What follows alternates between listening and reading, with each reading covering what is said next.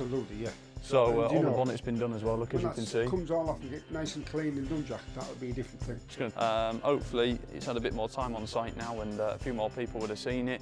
Dad gave me the biggest bollocking you've ever known. And he started making me walk back. Well, yeah, they loaded the car up and then them two shot off in the car. Right then, ladies and gentlemen, me and Michael, Mickey boy's joined us today, look. Thought we'd just run you through. We always do Fords, don't we? We have to mix it up a bit, but we're all a bit of a Ford enthusiast, really, aren't we? That's why we like our fast Fords. Obviously, we all rally them in bits and pieces. Mickey boy's had a little more Escorts than you can wave a stick at. And anyway, we've got a lovely selection in again, along with MGBs. We maybe ought to just make a point of them MGBs in a minute. Yep. Starting with the little 1100.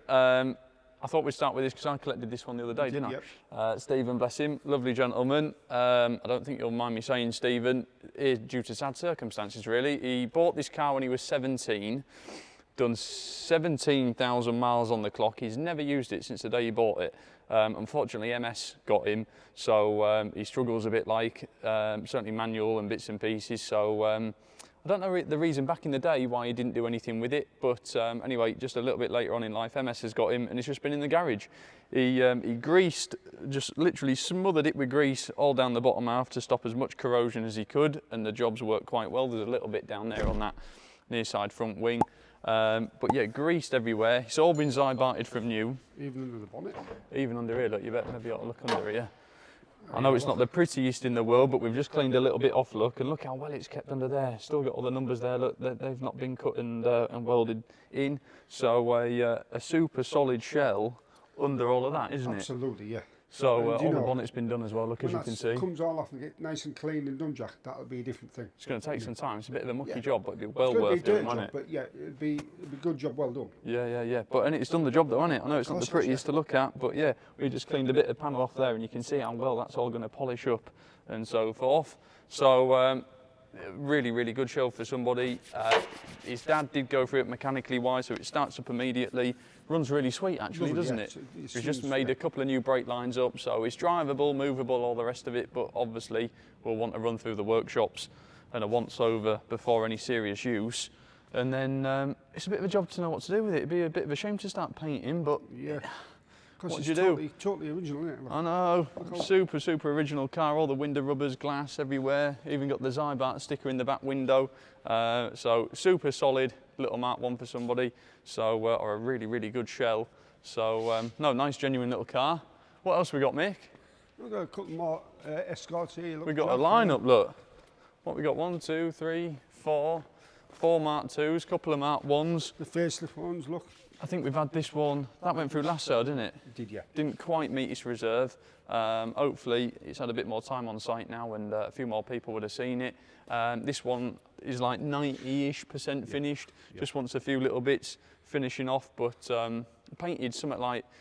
painted a long time ago, wasn't it? Yeah. So what you see is what you get. There's going to be no surprises in 6 months' time. I don't mind these flat front ones, Jack, than the RS ones. I don't mind, they're quite... I prefer the flat fronts. They're quite a bit after sort, you know what I mean? Yeah. No, I like the look of a flat front. That's not this one, 27 and a half to 30. 27? Yeah, super good. Nice car, to be fair. It is a nice car. Lovely in black. I like a black. And then they used to do Shell oils, didn't they, in the livery? A friend of mine's got a really nice example in black. Looks the business. Lovely wheels. A few modern upgrades, look, calipers and bits and pieces on it. But that's a nice car. I hadn't had anything to do with this one. Mick, have you? No, not Don't really. know who's videoed it, but old vinyl roof, look. The car's right. It's a proper RS one. Yeah, 25, 27. Yeah. Is it? Yeah. So I can't tell you much in the way of background about this one, but anyway, it's obviously on site, ready for you to come down and have a look at.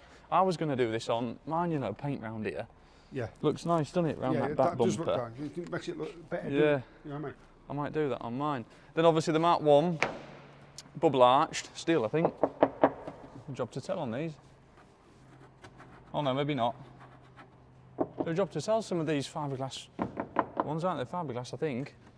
Yeah, this was in last time, wasn't it? This was in last time. Not quite ready to rally, but it's certainly a really good base as either a road-going Tiger car or a single venue event car. Still got the back seats and bits and pieces in it, look, so it'll qualify for Tigers, road rallies and so forth. Got all the carpet and headlining still in, so that ticks the boxes. Some of these Targa type time trial road rally events, you need the majority of the interior still intact and so forth. So sort of different regs, obviously you go in the forest, you want as much weight out of it as possible, so that's why you see them all stripped. So a perfect sort of road rally car, or you take it to the next level and, you know, do a bit of stage rallying with it. What's this one got in it, Mick? I can't remember. Sorry to interrupt you from the Ferrari, but can I just say thank you ever so much for the support that we receive through social media. It does mean a lot, and it's really nice to see that 99% of it is positive with what we do, so we really do appreciate it. So on that note, can I just ask you to like the videos and subscribe to the channel? It's all free. It just really does help with our platform as far as the social media goes. And yeah, just thank you ever so much for your support. So we'll see you on auction day, hopefully. See you later. Well, there you go. There you are. She's got, they're a job to tell some of these, aren't they? Just they put bead-head, it looks like a bead-head, BD head, doesn't it? Yeah, that's initially, cam cover and bits and Paul, pieces. look at that. But she's E-Tech, is it? E-Tech. Or Duratech, I always get confused. I can never remember differences between Duratech and Z-Tech. But yeah, it'll clean up well under there. Nice sort of example to begin with and take it to the next level if you desire to. This one, Mexico. lovely, isn't it? Is it a Oh, proper little thing? I don't know. I'd have to check numbers out. 1300. This one, yeah. Looks quite well actually on the bigger wheels, doesn't it? Yeah, no, I like it. I mean, it sits really lovely. That. It sits up quite well actually, doesn't it? I know some people like the little 13s on them, like, but I think it looks quite good on them 15s. Lifted up a little bit. Lovely on the paintwork, isn't it? Yeah, it's nice. Nice on the paintwork. Yeah, the little They're steel. 1300. Lovely. Steel. Yeah. That's nice, isn't it? Yeah. I do like an orange Mexico. 30 to 40.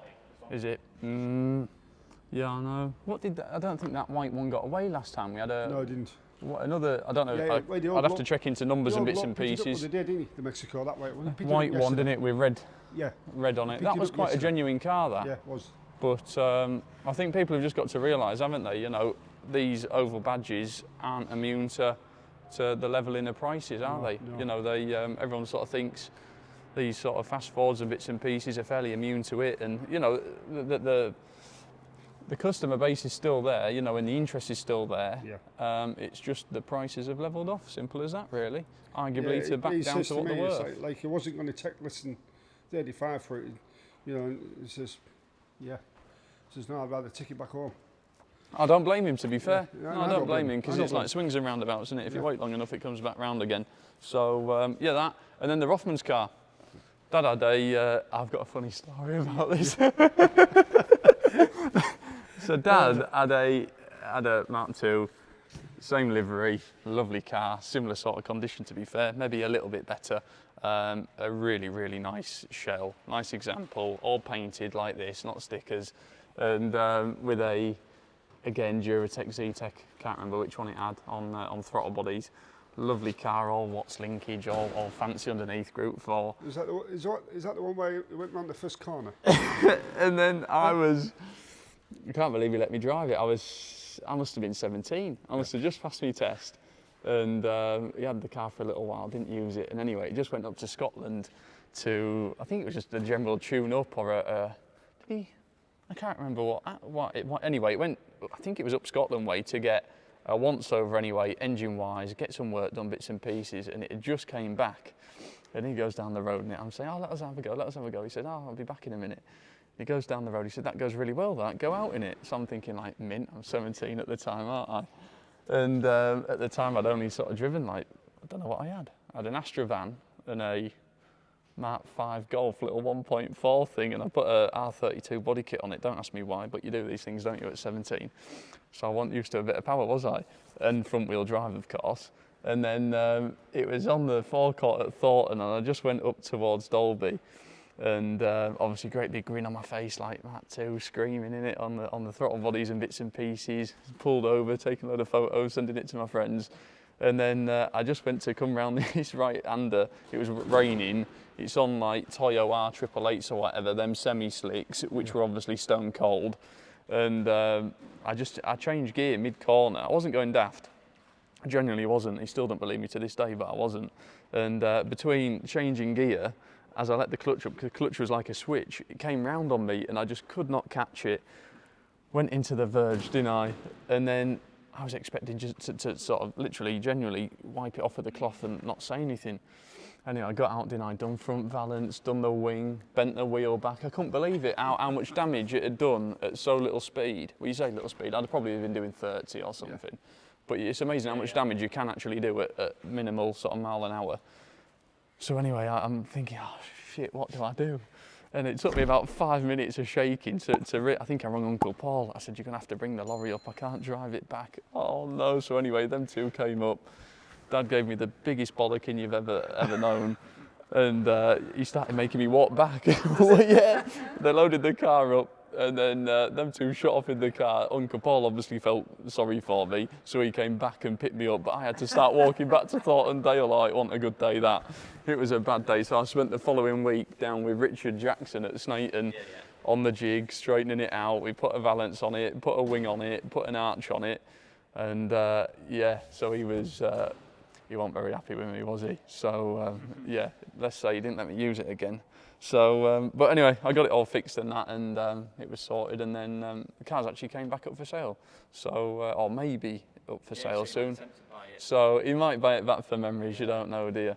So, but at the time, you know, it was a, and it still is, it still would be if I went and, you know, damaged something, a big thing at the time, but it just got it back. The car was immaculate, you know. I know we rally them in bits and pieces now when we're a bit rough in the forest and whatnot, but yeah, at the time it was like, it was his baby. It was, always wanted one, just got one, and yeah, let me go in it, and I bloody did the valance and the wing and this and that. So anyway, it wasn't a very good day, but we laugh about it now, or I do, he doesn't.